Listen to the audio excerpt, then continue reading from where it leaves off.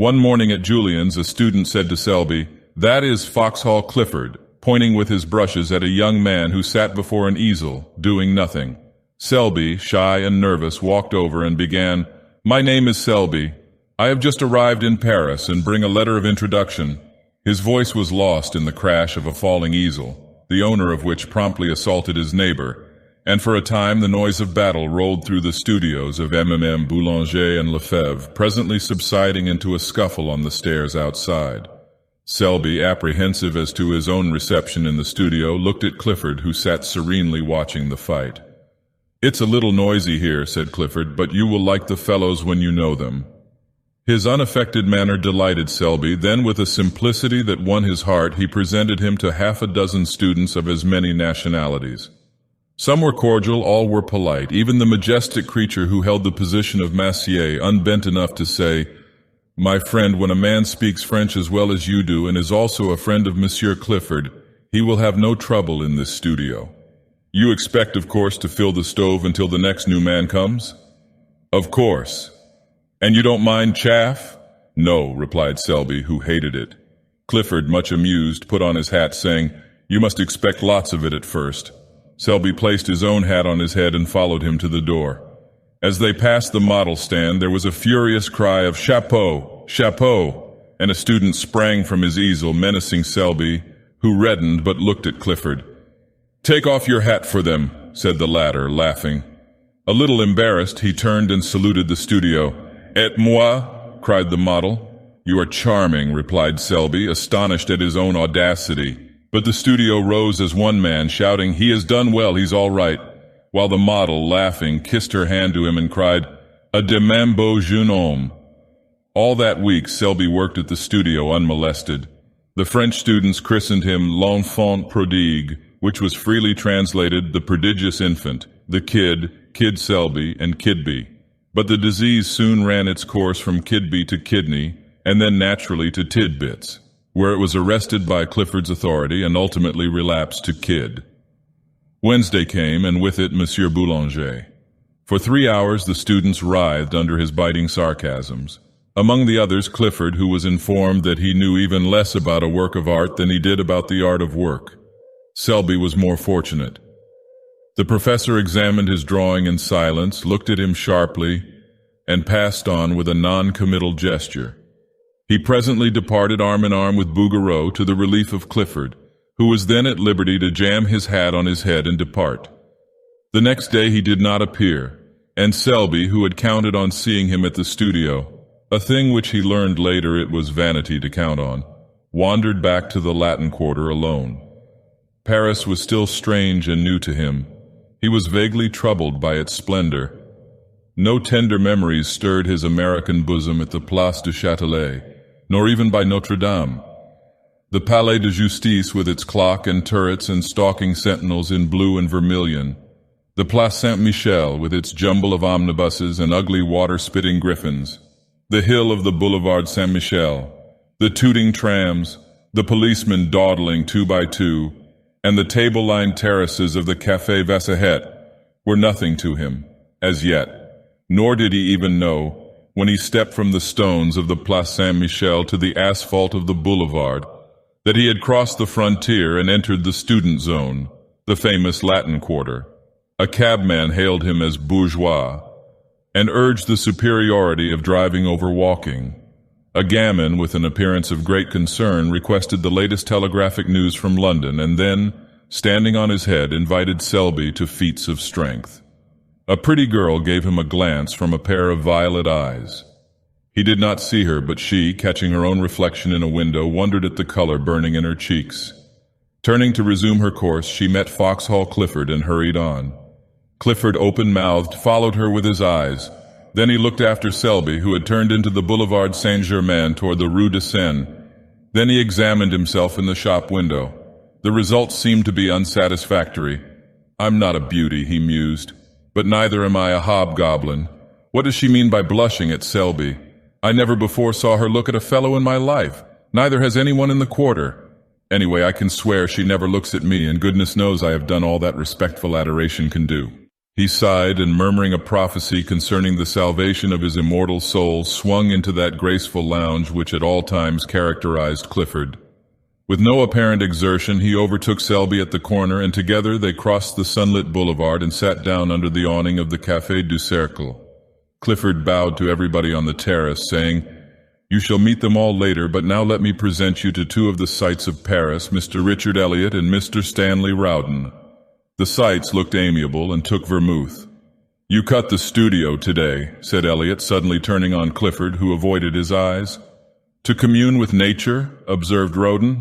"What's her name this time?" asked Elliot, and Rowden answered promptly, "Name Yvette, nationality Breton?" "Wrong," replied Clifford blandly, "it's Rue Barrée."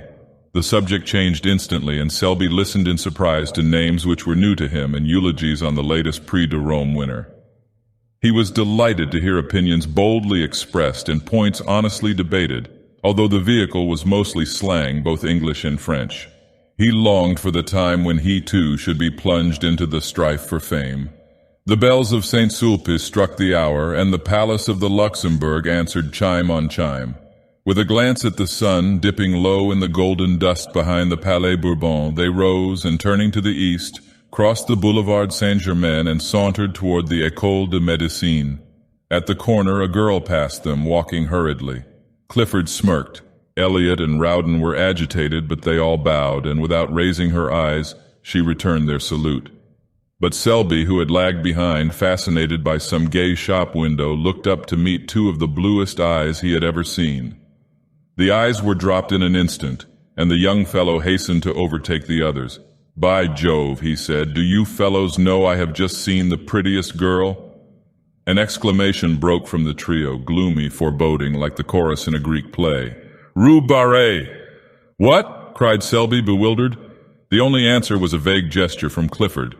2 hours later, during dinner, Clifford turned to Selby and said, "You want to ask me something? I can tell by the way you fidget about." "Yes, I do," he said innocently enough. "It's about that girl. Who is she?" In Rowden's smile there was pity, in Elliot's bitterness. "Her name," said Clifford solemnly, "is unknown to anyone, at least," he added with much conscientiousness, "as far as I can learn. Every fellow in the quarter bows to her, and she returns the salute gravely. But no man has ever been known to obtain more than that. Her profession, judging from her music roll, is that of a pianist. Her residence is in a small and humble street which is kept in a perpetual process of repair by the city authorities, and from the black letters painted on the barrier which defends the street from traffic, she has taken the name by which we know her, Rue Barrée. Mr. Rowden, in his imperfect knowledge of the French tongue, called our attention to it as Rue Barrée." "I didn't," said Rowden hotly. "And Rue Barrée or Rue Barrée is today an object of adoration to every rapin in the quarter." "We are not rapins," corrected Elliot. "I am not," returned Clifford, "and I beg to call to your attention, Selby, that these two gentlemen have at various and apparently unfortunate moments offered to lay down life and limb at the feet of Rue Barrée. The lady possesses a chilling smile which she uses on such occasions," and here he became gloomily impressive. "I have been forced to believe that neither the scholarly grace of my friend Elliot nor the buxom beauty of my friend Rowden have touched that heart of ice." Elliot and Rowden, boiling with indignation, cried out, "And you?" "I," said Clifford blandly, "do fear to tread where you rush in." 24 hours later, Selby had completely forgotten Rue Barrée. During the week he worked with might and main at the studio, and Saturday night found him so tired that he went to bed before dinner and had a nightmare about a river of yellow ochre in which he was drowning. Sunday morning, apropos of nothing at all, he thought of Rue Barrée, and 10 seconds afterwards he saw her. It was at the flower market on the Marble Bridge. She was examining a pot of pansies. The gardener had evidently thrown heart and soul into the transaction, but Rue Barrée shook her head. It is a question whether Selby would have stopped then and there to inspect a cabbage rose had not Clifford unwound for him the yarn of the previous Tuesday. It is possible that his curiosity was piqued, for with the exception of a hen turkey, a boy of 19 is the most openly curious biped alive. From 20 until death he tries to conceal it, but, to be fair to Selby, it is also true that the market was attractive. Under a cloudless sky the flowers were packed and heaped along the marble bridge to the parapet. The air was soft. The sun spun a shadowy lacework among the palms and glowed in the hearts of 1,000 roses. Spring had come, was in full tide. The watering carts and sprinklers spread freshness over the boulevard. The sparrows had become vulgarly obtrusive, and the credulous Seine angler anxiously followed his gaudy quill floating among the soapsuds of the lavoir. The white-spiked chestnuts clad in tender green vibrated with the hum of bees. Shoddy butterflies flaunted their winter rags among the heliotrope. There was a smell of fresh earth in the air, an echo of the woodland brook in the ripple of the Seine, and swallows soared and skimmed among the anchored river craft. Somewhere in a window a caged bird was singing its heart out to the sky. Selby looked at the cabbage rows and then at the sky. Something in the song of the caged bird may have moved him, or perhaps it was that dangerous sweetness in the air of May. At first he was hardly conscious that he had stopped. Then he was scarcely conscious why he had stopped. Then he thought he would move on. Then he thought he wouldn't. Then he looked at Rue Barrée. The gardener said, "Mademoiselle, this is undoubtedly a fine pot of pansies." Rue Barrée shook her head. The gardener smiled. She evidently did not want the pansies. She had bought many pots of pansies there, 2 or 3 every spring, and never argued. What did she want then? The pansies were evidently a feeler toward a more important transaction. The gardener rubbed his hands and gazed about him. "These tulips are magnificent," he observed, "and these hyacinths." He fell into a trance at the mere sight of the scented thickets. "That," murmured Rue, pointing to a splendid rose bush with her furled parasol. But in spite of her voice trembled a little. Selby noticed it, more shame to him that he was listening, and the gardener noticed it, and burying his nose in the roses scented a bargain. Still, to do him justice, he did not add a centime to the honest value of the plant, for after all Rue was probably poor and anyone could see she was charming. 50 francs, mademoiselle." The gardener's tone was grave. Rue felt that argument would be wasted. They both stood silent for a moment. The gardener did not eulogize his prize. The rose tree was gorgeous and anyone could see it. "I will take the pansies," said the girl, and drew 2 francs from a worn purse. Then she looked up. A teardrop stood in the way, refracting the light like a diamond. But as it rolled into a little corner by her nose, a vision of Selby replaced it. And when a brush of the handkerchief had cleared the startled blue eyes, Selby himself appeared, very much embarrassed. He instantly looked up into the sky, apparently devoured with a thirst for astronomical research, and as he continued his investigations for fully 5 minutes, the gardener looked up too, and so did a policeman. Then Selby looked at the tips of his boots, the gardener looked at him, and the policeman slouched on. Rue Barrée had been gone some time. "What," said the gardener, "may I offer monsieur?" Selby never knew why, but he suddenly began to buy flowers. The gardener was electrified. Never before had he sold so many flowers, never at such satisfying prices, and never with such absolute unanimity of opinion with a customer, but he missed the bargaining, the arguing, the calling of heaven to witness. The transaction lacked spice. "These tulips are magnificent." "They are," cried Selby warmly, "but alas, they are dear." "I will take them." "Dieu," murmured the gardener in a perspiration, "he's madder than most Englishmen. This cactus is gorgeous. Alas, send it with the rest." The gardener braced himself against the river wall. "That splendid rose bush," he began faintly, "that is a beauty. I believe it is 50 francs. He stopped, very red. The gardener relished his confusion. Then a sudden cool self-possession took the place of his momentary confusion, and he held the gardener with his eye and bullied him. "I'll take that bush. Why did not the young lady buy it? Mademoiselle is not wealthy." "How do you know?" "Dame, I sell her many pansies. Pansies are not expensive." "Those are the pansies she bought?" "These, monsieur, the blue and gold." "Then you intend to send them to her?" "At midday after the market. Take this rose bush with them, and—" Here he glared at the gardener. "Don't you dare say from whom they came." The gardener's eyes were like saucers, but Selby, calm and victorious, said, "Send the others to the Hôtel du Sénat, 7 Rue de Tournon. I will leave directions with the concierge." Then he buttoned his glove with much dignity and stalked off, but when well around the corner and hidden from the gardener's view, the conviction that he was an idiot came home to him in a furious blush. 10 minutes later he sat in his room in the Hôtel du Sénat, repeating with an imbecile smile, What an ass I am, what an ass. An hour later found him in the same chair, in the same position, his hat and gloves still on, his stick in his hand, but he was silent, apparently lost in contemplation of his boot toes, and his smile was less imbecile and even a bit retrospective. About 5 o'clock that afternoon, the little sad-eyed woman who fills the position of concierge at the Hôtel du Sénat held up her hands in amazement to see a wagon-load of flower-bearing shrubs draw up before the doorway. She called Joseph, the intemperate garçon, who, while calculating the value of the flowers in petits verres, gloomily disclaimed any knowledge as to their destination. Voyons, said the little concierge, cherchons la femme. You? He suggested. The little woman stood a moment pensive and then sighed.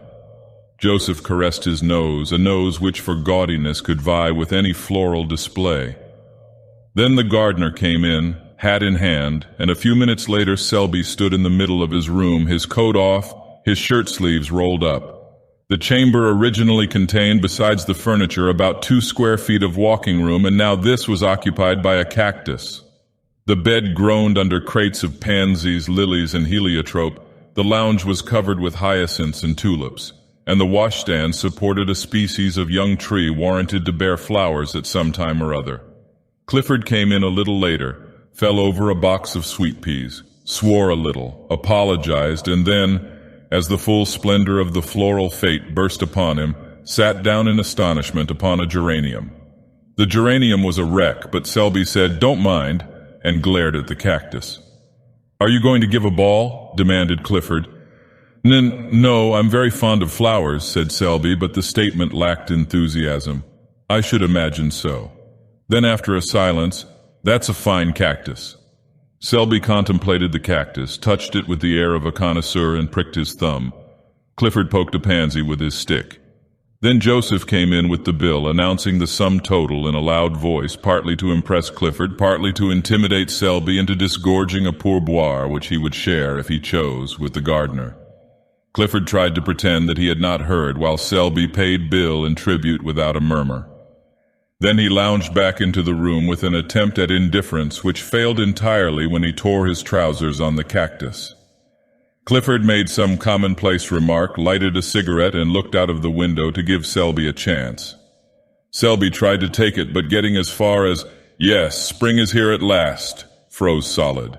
He looked at the back of Clifford's head. It expressed volumes. Those little perked-up ears seemed tingling with suppressed glee. He made a desperate effort to master the situation and jumped up to reach for some Russian cigarettes as an incentive to conversation, but was foiled by the cactus, to whom again he fell a prey. The last straw was added. "Damn the cactus!" This observation was wrung from Selby against his will, against his own instinct of self-preservation, but the thorns on the cactus were long and sharp, and at their repeated prick his pent-up wrath escaped. It was too late now. It was done, and Clifford had wheeled around. "See here, Selby, why the deuce did you buy those flowers?" "I'm fond of them," said Selby. "What are you going to do with them? You can't sleep here." "I could if you'd help me take the pansies off the bed." "Where can you put them?" "Couldn't I give them to the concierge?" As soon as he said it, he regretted it. What in heaven's name would Clifford think of him? He had heard the amount of the bill. Would he believe that he had invested in these luxuries as a timid declaration to his concierge? And would the Latin Quarter comment upon it in their own brutal fashion? He dreaded ridicule, and he knew Clifford's reputation. Then somebody knocked. Selby looked at Clifford with a hunted expression which touched that young man's heart. It was a confession, and at the same time a supplication.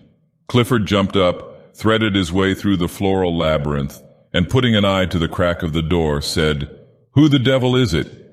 This graceful style of reception is indigenous to the quarter. "It's Elliot," he said, looking back, "and Rowden too, and their bulldogs." Then he addressed them through the crack. "Sit down on the stairs. Selby and I are coming out directly. Discretion is a virtue. The Latin Quarter possesses few, and discretion seldom figures on the list." They sat down and began to whistle. Presently Rowden called out, "I smell flowers. They feast within." "You ought to know Selby better than that," growled Clifford behind the door, while the other hurriedly exchanged his torn trousers for others. "We know Selby," said Elliot with emphasis. Yes, said Rowden. He gives receptions with floral decorations and invites Clifford while we sit on the stairs. Yes, while the youth and beauty of the quarter revel, suggested Rowden. Then with sudden misgiving, is Odette there? See here, demanded Eliot, is Colette there? Then he raised his voice in a plaintive howl. Are you there, Colette, while I'm kicking my heels on these tiles? Clifford is capable of anything, said Rowden. His nature is soured since Rue Barrée sat on him. Eliot raised his voice. I say, you fellows, we saw some flowers carried into Rue Barrée's house at noon. Posies and roses, specified Rowden. Probably for her, added Eliot, caressing his bulldog. Clifford turned with sudden suspicion upon Selby. The latter hummed a tune, selected a pair of gloves, and choosing a dozen cigarettes, placed them in a case.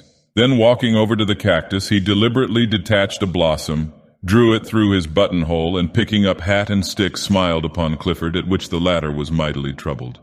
Monday morning at Julian's, students fought for places. Students with prior claims drove away others who had been anxiously squatting on coveted tabourets since the door was opened in hopes of appropriating them at roll call. Students squabbled over pallets, brushes, portfolios, or rent the air with demands for Cicerai and bread. The former, a dirty ex-model who had in Palmier days posed as Judas, now dispensed stale bread at 1 sou and made enough to keep himself in cigarettes. Monsieur Julien walked in, smiled a fatherly smile, and walked out. His disappearance was followed by the apparition of the clerk, a foxy creature who flitted through the battling hordes in search of prey. 3 men who had not paid dues were caught and summoned. A 4th was scented, followed, outflanked, his retreat towards the door cut off, and finally captured behind the stove. About that time, the revolution assuming an acute form, howls rose for Jules. Jules came, umpired 2 fights with a sad resignation in his big brown eyes, shook hands with everybody, and melted away in the throng, leaving an atmosphere of peace and goodwill. The lions sat down with the lambs, the massiers marked the best places for themselves and friends, and mounting the model stands, opened the roll calls. The word was passed, they begin with C this week. They did. Clisson jumped like a flash and marked his name on the floor in chalk before a front seat. Caron galloped away to secure his place. Bang went an easel. Nom de Dieu in French. Where in hell are you going in English? Crash. A paintbox fell with brushes and all on board. Dieu de spat. A blow, a short rush, a clinch and scuffle, and the voice of the massier, stern and reproachful. Cochon. Then the roll call was resumed. Clifford. The massier paused and looked up, one finger between the leaves of the ledger. Clifford. Clifford was not there. He was about 3 miles away in a direct line, and every instant increased the distance. Not that he was walking fast. On the contrary, he was strolling with that leisurely gait peculiar to himself. Eliot was beside him, and 2 bulldogs covered the rear. Eliot was reading the Gil Blas, from which he seemed to extract amusement, but deeming boisterous mirth unsuitable to Clifford's state of mind, subdued his amusement to a series of discreet smiles. The latter, moodily aware of this, said nothing, but leading the way into the Luxembourg Gardens, installed himself upon a bench by the northern terrace and surveyed the landscape with disfavor. Eliot, according to the Luxembourg regulations, tied the 2 dogs, and then, with an interrogative glance toward his friend, resumed the Gil Blas and the discreet smiles. The day was perfect. The sun hung over Notre Dame, setting the city in a glitter. The tender foliage of the chestnuts cast a shadow over the terrace and flecked the paths and walks with tracery so blue that Clifford might here have found encouragement for his violent impressions had he but looked. But as usual in this period of his career, his thoughts were anywhere except in his profession. Around about, the sparrows quarreled and chattered their courtship songs. The big rosy pigeons sailed from tree to tree. The flies whirled in the sunbeams, and the flowers exhaled 1,000 perfumes which stirred Clifford with languorous wistfulness. Under this influence he spoke. "Eliot, you are a true friend." "You make me ill," replied the latter, folding his paper. "It's just as I thought. You are tagging after some new petticoat again. And," he continued wrathfully, "if this is what you've kept me away from Julian's for, if it's to fill me up with the perfections of some little idiot—" "Not idiot," remonstrated Clifford gently. "See here," cried Eliot, "have you the nerve to try to tell me that you are in love again?" "Again?" "Yes, again and again and again, and by George have you." "This," observed Clifford sadly, "is serious." For a moment, Eliot would have laid hands on him, then he laughed from sheer helplessness. "Oh, go on, let's see. There's Clémence and Marie Telec and Cosette and Fifine, Colette, Marie Verdier, all of whom are charming, most charming, but I never was serious." "So help me, Moses," said Eliot solemnly. "Each and every one of those named have separately and in turn torn your heart with anguish, and have also made me lose my place at Julian's in this same manner. Each and every one separately and in turn. Do you deny it? What you say may be founded on facts in a way, but give me the credit of being faithful to one at a time, until the next came along. But this is really very different. Eliot, believe me, I am all broken up." Then, there being nothing else to do, Eliot gnashed his teeth and listened. It's Rue Barrée." "Well," observed Eliot with scorn, "if you are moping and moaning over that girl, the girl who has given you and myself every reason to wish that the ground would open and engulf us, well, go on." "I'm going on, I don't care. Timidity has fled." "Yes, your native timidity." "I'm desperate, Eliot. Am I in love? Never did I feel so and miserable. I can't sleep. Honestly, I'm incapable of eating properly." "Same symptoms noticed in the case of Colette. Listen, will you? Hold on a moment, I know the rest by heart. Now let me ask you something. Is it your belief that Rue Barrée is a pure girl?" "Yes," said Clifford, turning red. "Do you love her? Not as you dangle and tiptoe after every pretty inanity. I mean, do you honestly love her?" "Yes," said the other doggedly. "I would—" "Hold on a moment. Would you marry her?" Clifford turned scarlet. "Yes," he muttered. "Pleasant news for your family," growled Eliot in suppressed fury. "Dear father, I have just married a charming grisette whom I'm sure you'll welcome with open arms, in company with her mother, a most estimable and cleanly washed lady. Good heavens, this seems to have gone a little further than the rest. Thank your stars, young man, that my head is level enough for us both. Still, in this case, I have no fear. Rue Barrée sat on your aspirations in a manner unmistakably final." "Rue Barrée," began Clifford, drawing himself up, but he suddenly ceased, for there, where the dappled sunlight glowed in spots of gold along the sun-flecked path, tripped Rue Barrée. Her gown was spotless, and her big straw hat tipped a little from the white forehead threw a shadow across her eyes. Eliot stood up and bowed. Clifford removed his head covering with an air so plaintive, so appealing, so utterly humble that Rue Barrée smiled. The smile was delicious, and when Clifford, incapable of sustaining himself on his legs from sheer astonishment, toppled slightly, she smiled again in spite of herself. A few moments later she took a chair on the terrace and, drawing a book from her music roll, turned the pages, found the place, and then placing it open downwards in her lap, sighed a little, smiled a little, and looked out over the city. She had entirely forgotten Foxhall Clifford. After a while she took up her book again, but instead of reading began to adjust a rose in her corsage. The rose was big and red. It glowed like fire there over her heart, and like fire it warmed her heart, now fluttering under the silken petals. Rue Barrée sighed again. She was very happy. The sky was so blue, the air so soft and perfumed, the sunshine so caressing, and her heart sang within her, sang to the rose in her breast. This is what it sang. Out of the throng of passers-by, out of the world of yesterday, out of the millions passing, one has turned aside to me. So her heart sang under his rose on her breast. Then 2 big mouse-colored pigeons came whistling by and alighted on the terrace, where they bowed and strutted and bobbed and turned until Rue Barrée laughed in delight, and looking up beheld Clifford before her. His hat was in his hand, and his face was wreathed in a series of appealing smiles which would have touched the heart of a Bengal tiger. For an instant Rue Barrée frowned, then she looked curiously at Clifford, then when she saw the resemblance between his bows and the bobbing pigeons, in spite of herself, her lips parted in the most bewitching laugh. Was this Rue Barrée? So changed that she did not know herself, but oh, that song in her heart which drowned all else, which trembled on her lips, struggling for utterance, which rippled forth in a laugh at nothing, at a strutting pigeon, and Mr. Clifford.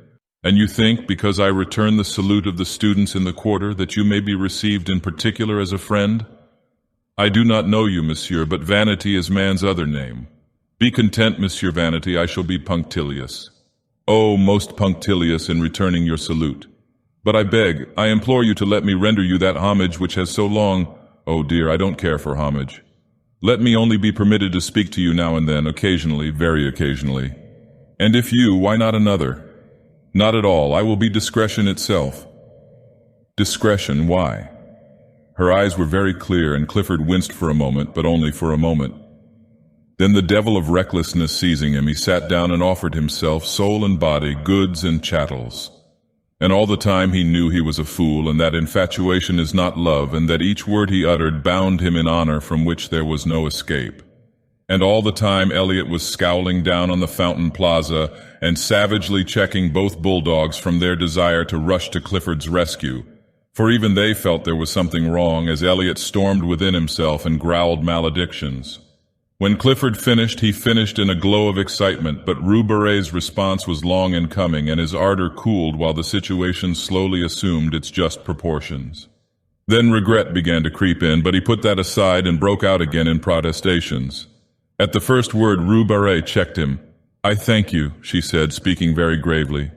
"No man has ever before offered me marriage." She turned and looked out over the city. After a while she spoke again.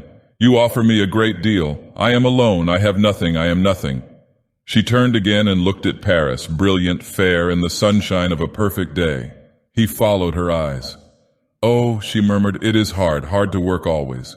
Always alone, with never a friend you can have in honor. And the love that is offered means the streets, the boulevard, when passion is dead. I know it, we others who have nothing, have no one, and who give ourselves unquestioning when we love, yes, unquestioning heart and soul, knowing the end." She touched the rose at her breast. For a moment she seemed to forget him, then quietly, "I thank you, I am very grateful." She opened the book and plucking a petal from the rose, dropped it between the leaves. Then looking up, she said gently, "I cannot accept." It took Clifford a month to entirely recover, although at the end of the first week he was pronounced convalescent by Elliot, who was an authority, and his convalescence was aided by the cordiality with which Rue Barrée acknowledged his solemn salutes. 40 times a day he blessed Rue Barrée for her refusal and thanked his lucky stars, and at the same time, "O wondrous heart of ours," he suffered the tortures of the blighted. Elliot was annoyed, partly by Clifford's reticence, partly by the unexplainable thaw in the frigidity of Rue Barrée. At their frequent encounters when she, tripping along the Rue de Seine with music roll and big straw hat, would pass Clifford and his familiars steering an easterly course to the Café Vachette, and at the respectful uncovering of the band would color and smile at Clifford, Elliot's slumbering suspicions awoke.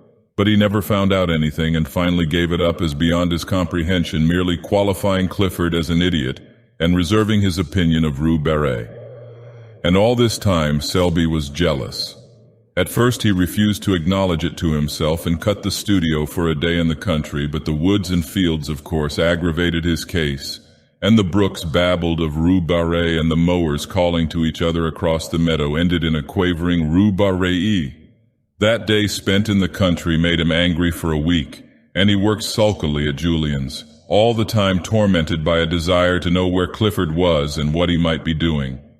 This culminated in an erratic stroll on Sunday, which ended at the flower market on the Pont au Change, began again, was gloomily extended to the morgue, and again ended at the Marble Bridge. It would never do, and Selby felt it, so he went to see Clifford, who was convalescing on mint juleps in his garden. They sat down together and discussed morals and human happiness, and each found the other most entertaining. Only Selby failed to pump Clifford, to the other's unfeigned amusement. But the juleps spread balm on the sting of jealousy and trickled hope to the blighted, and when Selby said he must go, Clifford went too. And when Selby, not to be outdone, insisted on accompanying Clifford back to his door, Clifford determined to see Selby back halfway, and then finding it hard to part, they decided to dine together and flit. To flit, a verb applied to Clifford's nocturnal prowls, expressed perhaps as well as anything the gaiety proposed. Dinner was ordered at Mignon's, and while Selby interviewed the chef, Clifford kept a fatherly eye on the butler. The dinner was a success, or was of the sort generally termed a success. Toward the dessert, Selby heard someone say, as at a great distance, "Kid Selby, drunk as a lord." A group of men passed near them. It seemed to him that he shook hands and laughed a great deal, and that everybody was very witty. There was Clifford opposite, swearing undying confidence in his chum Selby. And there seemed to be others there, either seated beside them or continually passing with the swish of skirts on the polished floor. The perfume of roses, the rustle of fans, the touch of rounded arms, and the laughter grew vaguer and vaguer. The room seemed enveloped in mist. Then all in a moment each object stood out painfully distinct. Only forms and visages were distorted and voices piercing. He drew himself up, calm, grave, for the moment master of himself, but very drunk. He knew he was drunk, and was as guarded and alert, as keenly suspicious of himself as he would have been of a thief at his elbow. His self-command enabled Clifford to hold his head safely under some running water and repair to the street considerably the worse for wear, but never suspecting that his companion was drunk. For a time he kept his self-command. His face was only a bit paler, a bit tighter than usual. He was only a trifle slower and more fastidious in his speech. It was midnight when he left Clifford peacefully slumbering in somebody's armchair, with a long suede glove dangling in his hand, and a plumy boa twisted about his neck to protect his throat from drafts. He walked through the hall and down the stairs and found himself on the sidewalk in a quarter he did not know. Mechanically, he looked up at the name of the street. The name was not familiar.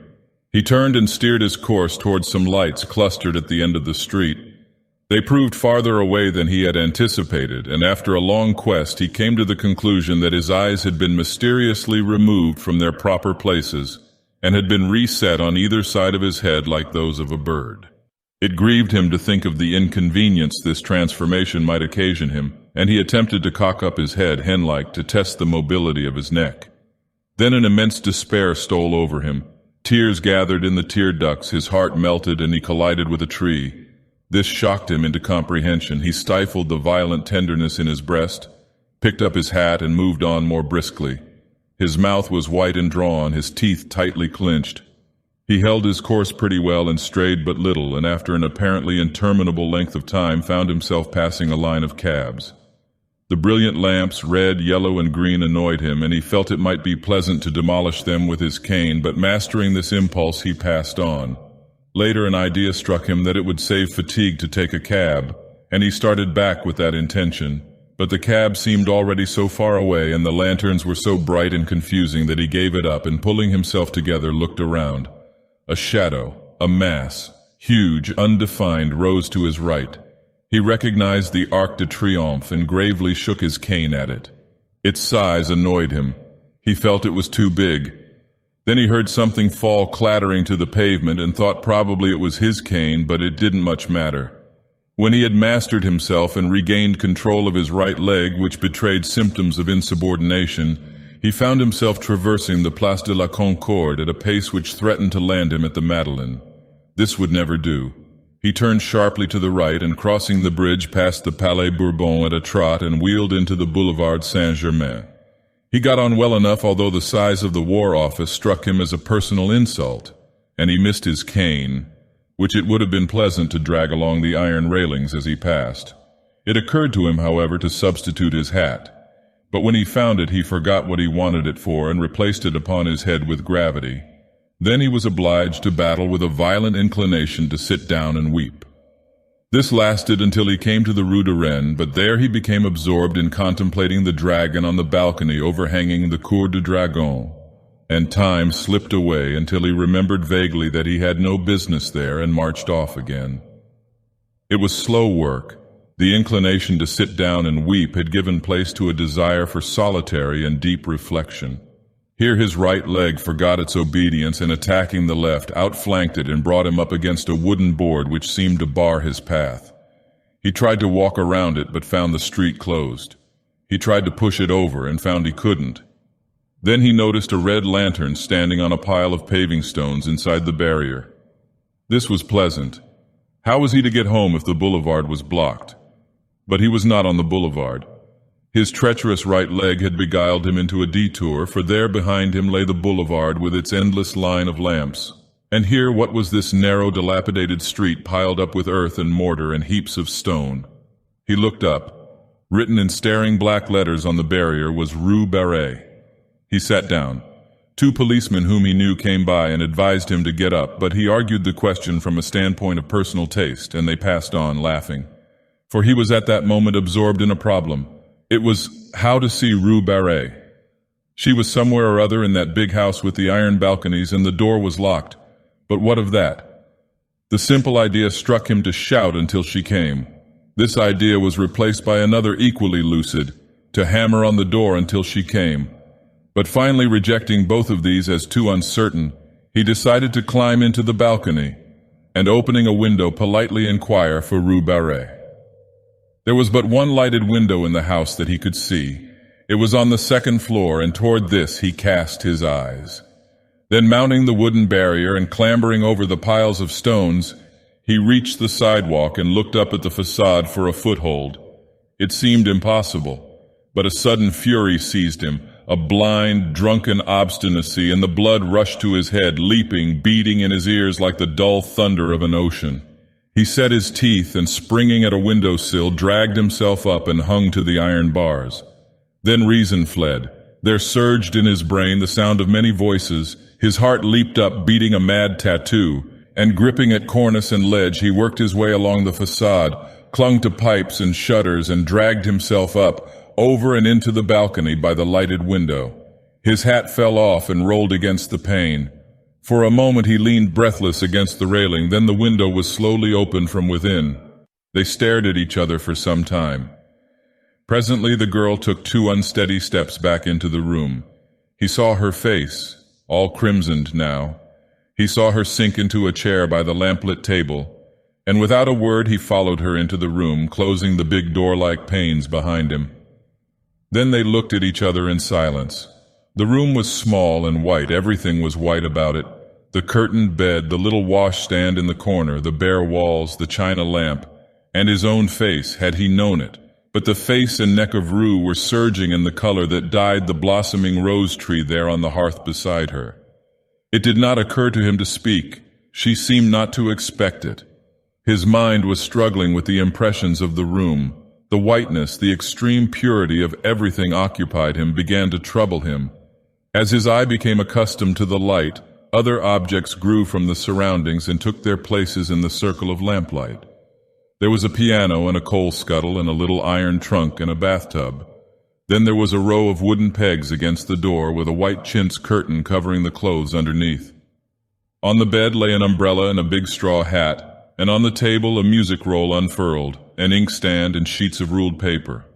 Behind him stood a wardrobe faced with a mirror, but somehow he did not care to see his own face just then. He was sobering. The girl sat looking at him without a word. Her face was expressionless, yet the lips at times trembled almost imperceptibly. Her eyes, so wonderfully blue in the daylight, seemed dark and soft as velvet, and the color on her neck deepened and whitened with every breath. She seemed smaller and more slender than when he had seen her in the street, and there was now something in the curve of her cheek almost infantine. When at last he turned and caught his own reflection in the mirror behind him, a shock passed through him as though he had seen a shameful thing, and his clouded mind and his clouded thoughts grew clearer. For a moment their eyes met, then his sought the floor, his lips tightened, and the struggle within him bowed his head and strained every nerve to the breaking. And now it was over, for the voice within had spoken. He listened, dully interested, but already knowing the end. Indeed, it little mattered. The end would always be the same for him, he understood now, always the same for him, and he listened, dully interested, to a voice which grew within him. After a while he stood up, and she rose at once, one small hand resting on the table. Presently he opened the window, picked up his hat, and shut it again. Then he went over to the rose bush and touched the blossoms with his face. One was standing in a glass of water on the table, and mechanically the girl drew it out, pressed it with her lips, and laid it on the table beside him. He took it without a word, and crossing the room, opened the door. The landing was dark and silent, but the girl lifted the lamp and, gliding past him, slipped down the polished stairs to the hallway. Then, unchaining the bolts, she drew open the iron wicket. Through this he passed with his rose.